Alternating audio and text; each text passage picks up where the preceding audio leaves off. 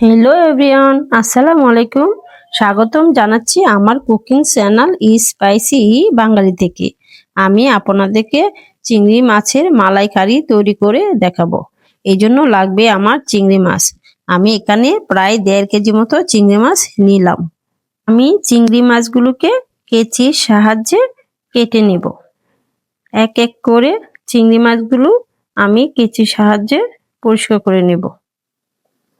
এখন চিংড়ি মাছের খোসাগুলোকে আমি এভাবে ফেলে দিয়ে এখানে একটি ময়লা খাবারের খাদ্যনল যেটা আছে এটাকে আমি ফেলে দিব। আমি এখন মাঝখানে অংশে একটি রগ, যেটা চিংড়ি মাছের এক ধরনের বালির মতো ময়লা পাওয়া যায়, তো ওইটাকে আমি ভালো করে কেচির সাহায্যে মাঝখান দিয়ে কেটে একটা সুতার মতন, যেটা রগ বলা হয়, এটা একটা বালির মতো, ওটা প্রতিটাকে আমি এভাবে এক এক করে পরিষ্কার করে নিব। চিংড়ি মাছ পছন্দ করে না এমন লোক খুঁজেও পাবেন না।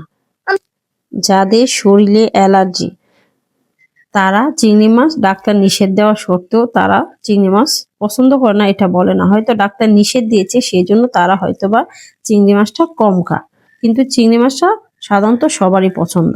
সামান্য একটু শুকনো মরিচের গুঁড়া এবং হলুদের গুঁড়া আর একটু লবণ দিয়ে একত্র করে আমি ভালো করে এগুলোকে মেখে একটি প্যানে তেল দিয়ে, তেলটা যখন গরম হয়ে আসবে তখন আমি এক এক করে চিংড়ি মাছগুলো তেলের উপরে ছেড়ে দিলাম। যত আমি চিংড়ি মাছের মালাইকারি তৈরি করব সেই জন্য চিংড়ি মাছগুলোকে একটু আমি সুন্দর করে ভেজে নিব। এই জন্য আমি সবগুলো চিংড়ি মাছ এক এক করে ছেড়ে দিয়ে আমি উল্টিয়ে পাল্টিয়ে ভেজে নেব।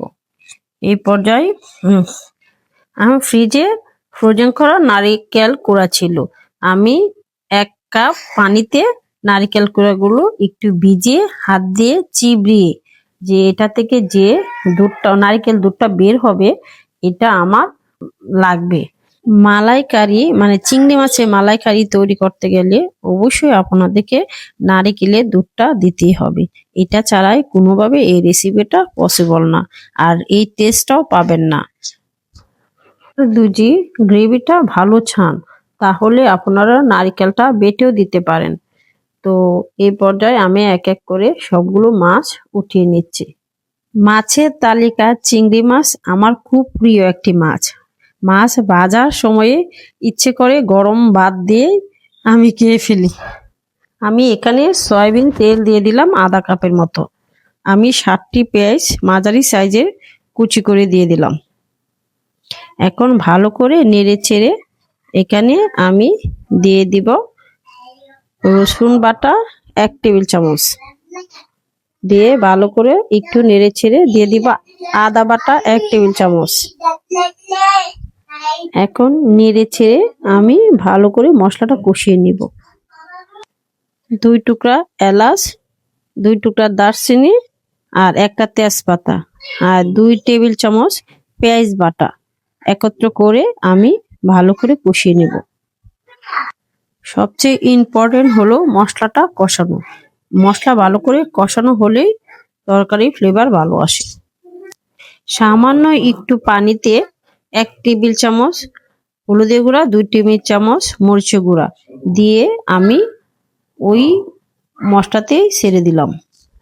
আমি ততক্ষণ কষাবো যতক্ষণ পর্যন্ত হলুদ মরিচের ভিতরে যতটুকু পানি দিয়েছি না শুকানো পর্যন্ত।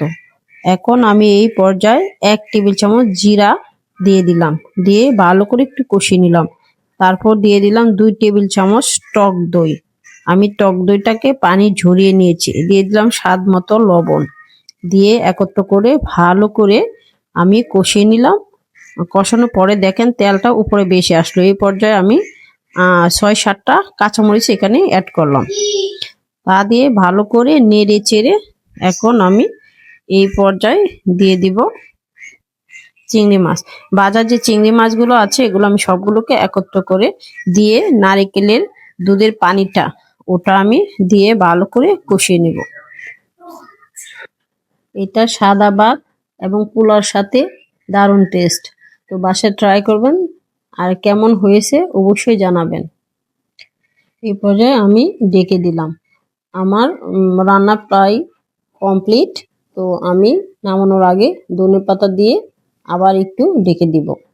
এই পর্যায়ে আমার রান্নাটা কমপ্লিট করলাম। আমার রান্নার ভিডিও যদি আপনাদের ভালো লেগে থাকে তাহলে আমার সাথে থাকবেন, পাশে থাকবেন। যারা আমার ফেসবুক থেকে দেখছেন তারা আমাকে একটি ফলো দিয়ে যাবেন। যারা ইউটিউব থেকে দেখছেন তারা আমাকে সাবস্ক্রাইব করে দিবেন। আমি আপনাদের কাছে এটাই আশা করি। আমি যেন রান্নার মজার মজার রেসিপি নিয়ে আপনাদের মাঝে উপস্থিত হতে পারি, এই আশায় আজকের মতো বিদায় নিলাম। ভালো থাকবেন। আল্লাহ হাফেজ।